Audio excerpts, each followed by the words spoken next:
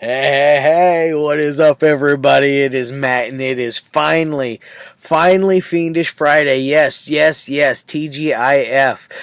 First and foremost, I hope each and every one of you are having a great morning, evening, dawn, day, or dusk, all that lovely stuff. Please do like, share, and subscribe, as I always like to say, and please do always look in the description box for more information on the film of the day.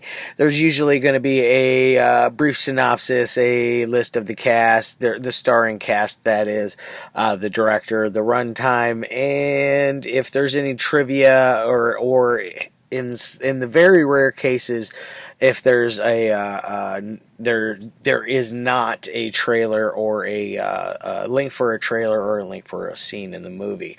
So that is a very rare one. It's only happened twice in my entire reviewing career so far. It was yesterday for Love Dump, and then for I piss on your corpse, I spit on your corpse, I piss on your grave, or whatever the hell that one is, the Eric Stanzi flick. That one didn't have one either. But I was able to find a link for a trailer for today's film. Today's is just a weird, wonky one. One that I don't know how I necessarily feel, if I like it yet or if I don't like it. I definitely, the second viewing of it, I liked it more than the first viewing, I will say, because I try to watch these movies once, like before, a little bit before I do the review, so that way a lot of stuff is fresh in my mind, or hopefully it stays fresh in my mind. And I rewatched this one this morning, and yeah, I did like it a little bit better this time than I did the first time. It is just a bizarre, weird, kind of a slasher with like a paranormal, supernatural type thing going on there. It's really bizarre. It came out in 1982, and let's see, it's rated R, running at an hour and 26 minutes. This cut is that I'm watching. I don't know if there's any shorter or longer cuts of it that exist. I seriously doubt that there's any longer cuts.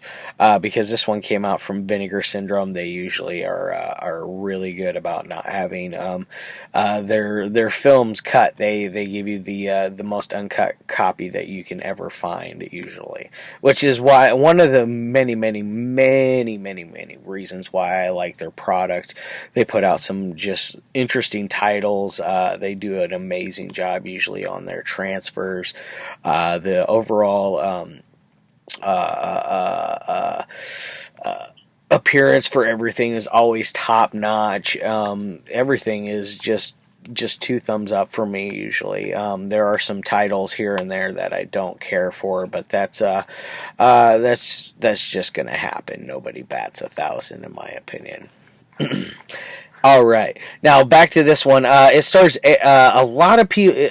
I think almost the entire cast, actually. This was their only film that they ever did. I know the director, this was his only film he directed. He did write some French film, Le Grand something. I forget what it was, but it is definitely one of those. I don't know if I would say they're amateur, because I would say they're probably a bunch of theater actors that luckily got a job. Some of them are decent enough, but there are a couple that are just weird, and this is a perfect my perfect opinion of a B movie. This is what I feel that you should watch if you want to watch a silly B movie that makes no sense, that tries its heart out and really gives you everything it's got. And it's on, let's see, it's none other than Bloodbeat. Yes, yes, yes. Like I said, it came out in 1982. This is the release from Vinegar Syndrome. It's the first time it's ever gotten the Blu-ray treatment or a DVD treatment. And as usual, it's got your reversible artwork on it for them. I do like that artwork a lot, but something about this other one just speaks to me, and I just like it. I'd like to. Oops. And then, I almost forgot. First, as far as special features goes on here, you got a commentary with the director himself, Mr. Fabrice-Ange Zaphiratos. You got like I said, a commentary with him, an interview with him, a very, very, very brief introduction from him that's just like, oh, hey, I'm Fabrice Zaphiratos, and I'm the guy that made this movie that you're about to watch called Bloodbeat. And that's it, like, pretty basic on that. And then there's also a interview with the director of photography. What's his name? Like, she was like Vladimir something, I forget. Vladimir Van Mali or whatever it is. And then there's also a 28-minute short cut of this movie. There's a short silent cut, which is it's all done with a sound score, a music score. No dialogue is being done throughout. Like you see them talking, but it doesn't. You're just along for the ride, and you don't know what they're saying, basically. I didn't watch that version. I should have, but after already watching it this morning, I didn't feel like rewatching it in a 28-minute version. I saw it uncut completely, so I'll just stick with that and call it good on that one. And then what else do we have on there? There's of course, there's subtitles. That's as far as all we have on here for as far as the special features go. It is a 4K scan of a 35 millimeter. I don't know why I said 35 millimeter. So it looks pretty crisp. There's only a couple of spots where it kind of hiccups a little bit. Like at the very, very end, there's the last like 5 seconds of the film. It's really noticeable, and it's one of those things like it doesn't really matter because maybe it's supposed to be that way, because there's so many weird things about this movie visually. It kind of reminds me, some of it visually reminds me of the Japanese film House from what was that, the 70s, I believe, but it's definitely not on the level of House. House is a much better movie, and that one is just completely batshit crazy. It just makes your head shake just in disbelief. Like this one does too. It just makes me scratch my head and go, what the fuck did I just see? I don't know what I saw. It's basically, though, it's oh, I forgot to tell you, it did, like I was saying earlier, it's a bunch of people, this is their only films. It stars Helen Benton, who plays the mom of Sarah, or Ted, excuse me. Sarah is the girlfriend, but Ted plays Ted's mom. She is a interesting woman. She has got some weird line. Everybody has weird dialogue in this. The only guy I feel that doesn't is the mom's the stepdad who I really like that character. He seemed like a really cool, hip, nice guy. Liked music and hunting and seemed like a genuinely cool dude. Now, as far as like what is this movie about? Oh, I almost forgot. We got Terry Brown, Dana Day, and James Fitzgibbons in here. And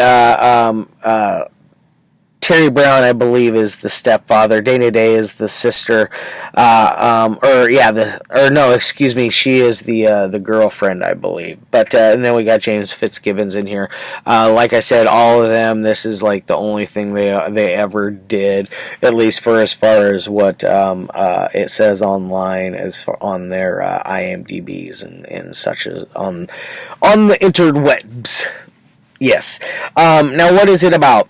It's about this couple that go. It's Christmas break. They're going home. Which, by the way, I didn't know this was a Christmas movie either when I got into this. It was one of those. I didn't really read the synopsis much at all on it. I just knew it was about a possessed samurai, which was a possessed samurai slasher, which right there it caught my attention and made me want to watch it more and more.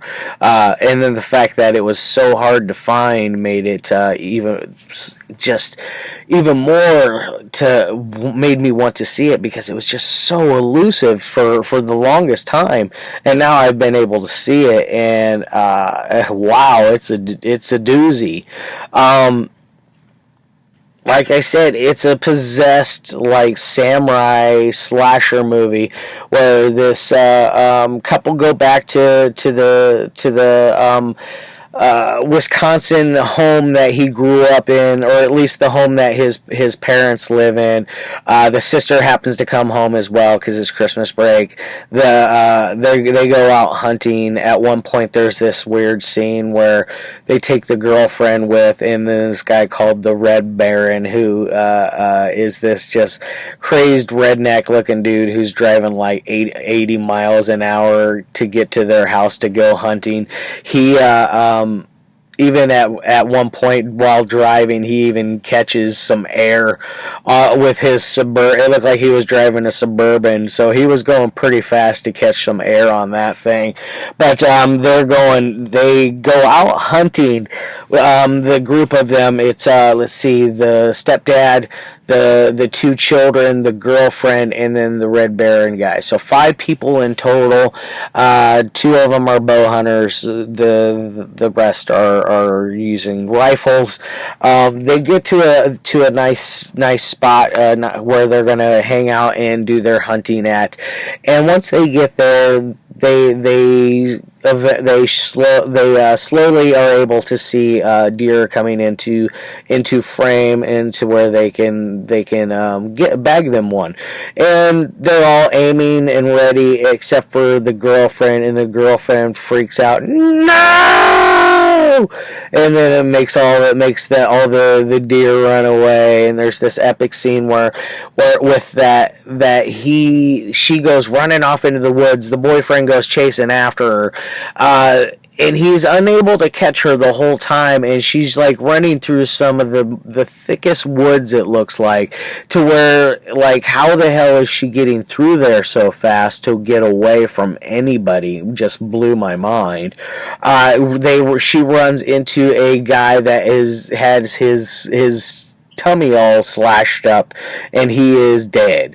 None of them know who the hell he is. They call the police.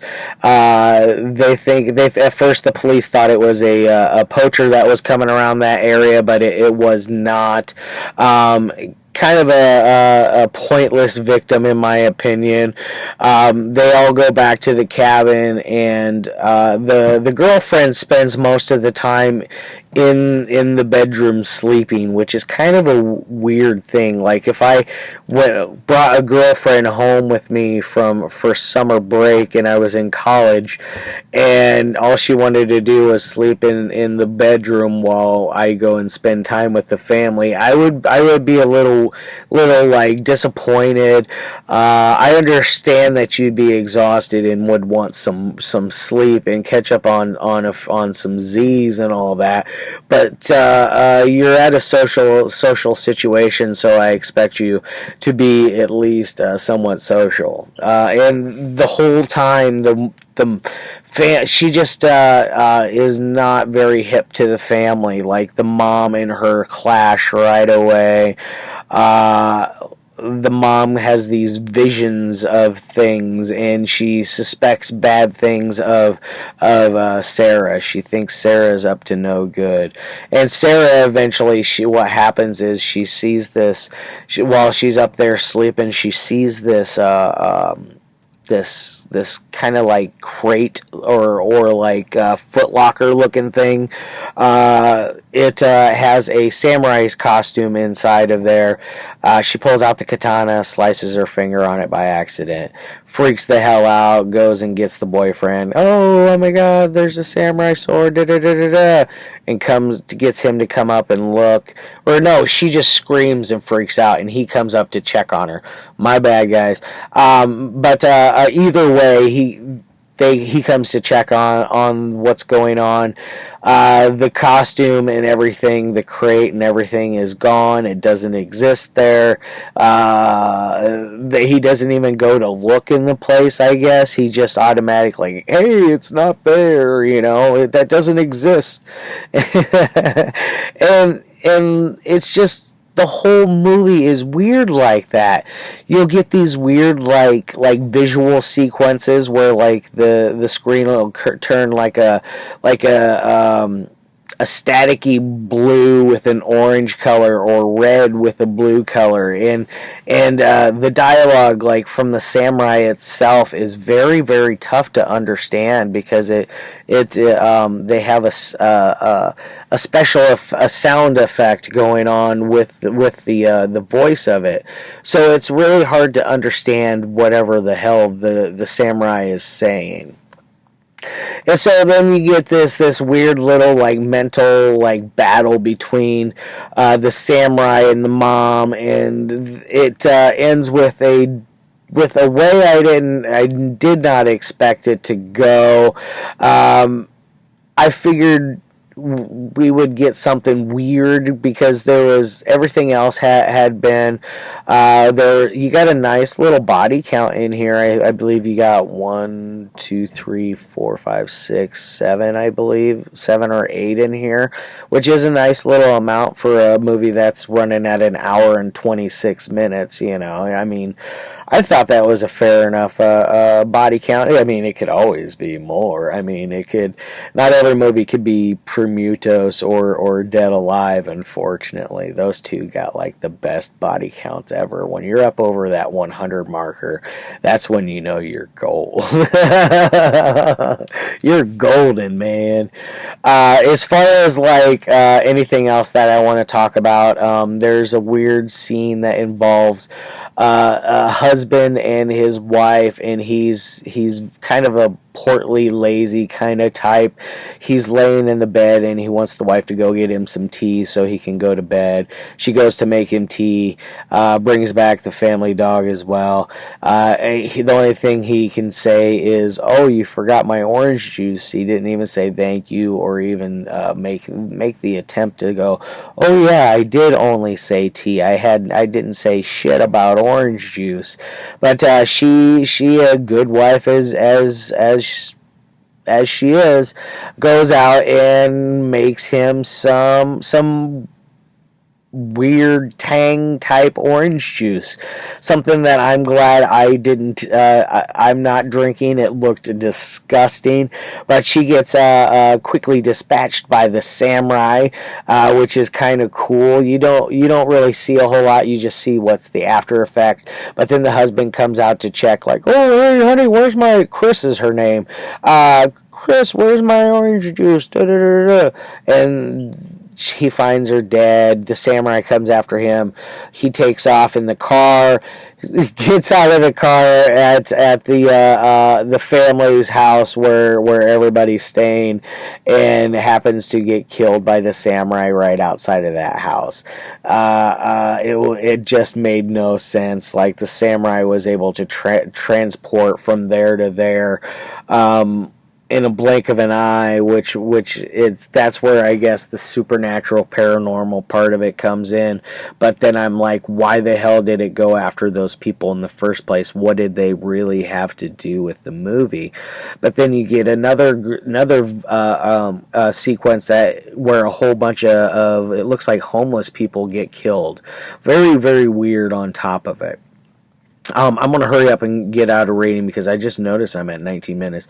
But I'm going to give this thing on a technical side a 2, on an entertainment side a 3. This thing's a 5 out of 10. Do check it out, though, if you want to see something really bizarre and wonky, weird visual effects on the movie. One that only certain people should watch this. Only my hardened horror fans should watch, because I think most people that stick to mainstream stuff will find this really stupid and artsy, because it almost does give off an artsy vibe. Alright guys, 20 minutes in, I'm going to get the hell out of here. It's the weekend now. I hope each and every one of you have a fantastic one. I'll see you all on Monday. I'm not even sure what I'm going to do next week for as far as reviews, but we'll see.